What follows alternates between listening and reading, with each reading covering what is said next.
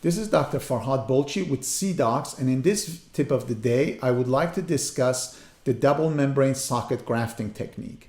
Now, a lot of times we have got socket defect anatomies that are very, very challenging. In this case here, we extracted a vertically fractured premolar, and we are left with a defect in the socket that is very, very extensive. You can see here we have got extensive loss of buccal bone and also extensive loss of palatal bone.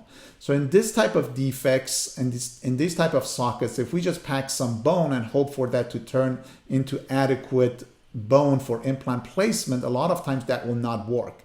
So the more challenging the defect anatomy is, we have to do more on our part to regenerate that site for adequate implant placement. So in these type of cases, what I like to do is that I like to use a double membrane technique. You can see here we have packed the bone and into the socket area, reconstructing that entire area.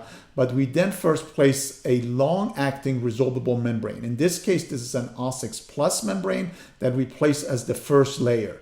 And then on top of that, we place a titanium reinforced PTFE membrane that will then act as our secondary membrane. So if we have to remove that secondary non-resorbable membrane earlier, if it becomes exposed or we leave it exposed, we can, and we still have the underlying long resorbing membrane, CDOCS Plus in this case, to act as a buffer to regenerate the bone.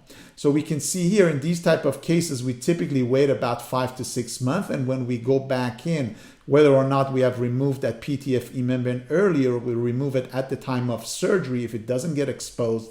Now we can see that CDOCS Plus membrane is actually completely intact. So we can actually punch right through it, leave the rest of the membrane in there because it resorbs very, very slowly over 6 to 12 months. And then we can place our implant in the ideal position in the ideal reconstructed ridge.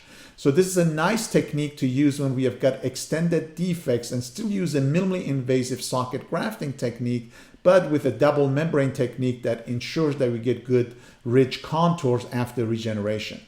So I hope this tip of the day has been helpful. And as always, if you have any questions, please refer to the CDOCS website at cdocs.com for more information, videos, and discussion on topics similar to this.